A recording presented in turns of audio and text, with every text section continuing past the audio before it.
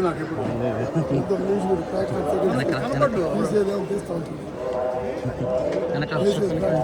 ఏమన్నారు మా శివకుమార్ గారు ఏమన్నారు? అంత అరేంజ్మెంట్స్ బాగుందండి సార్. టీటీడీది ఆటోమేటిక్గా బాగుంటాయి కదా.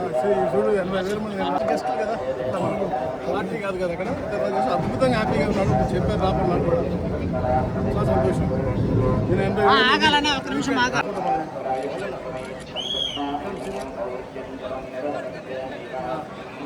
ఫోటో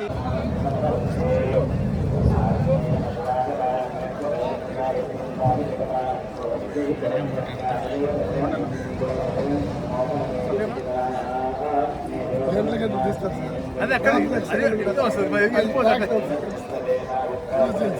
తమ్ముడు సార్ 1 మినిట్ 2 అన్న ఏదన్నా హైలైట్ గా మాట్లాడితే ఇంకా ఎక్కువ వచ్చింది. మాట్లాడకూడదు అంటారు. లేని పంచాయతీ కదా మా పైన.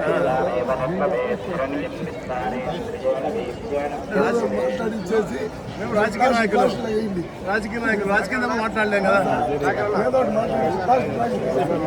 ఇలా అన్న ప్రోటోకాల్ లేదని అర్థం.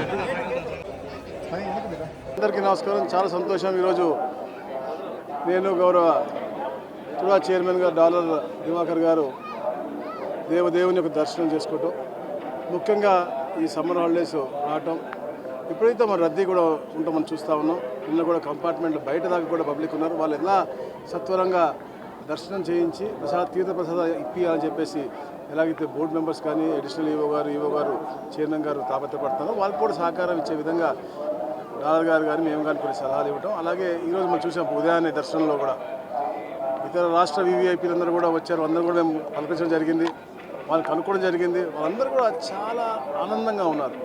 తిరుపతిలో జరుగుతున్నటువంటి ప్రక్షాళన అవ్వచ్చు, ప్రసాదం టేస్ట్ అవ్వచ్చు, అలాగే ఎలా సకాలంలో అందరి దర్శనాలు కామన్ పీపుల్కి కూడా ఎలాగ మనం అత్యధికంగా మనం దర్శనం చేపిస్తూ ఉన్నామో క్లీన్లెస్ కానీ అన్నీ కూడా చాలా సాటిస్ఫాక్టరీ లెవెల్స్ చెప్పారు. చాలా ఆనందంగా ఉంది. ఇలాంటి దర్శనాలు అందరికీ కూడా పేదవాడికి కూడా సకాలంలో జరగాలనే లక్ష్యంతోనే ఈ ప్రభుత్వం పనిచేస్తూ ఉంది.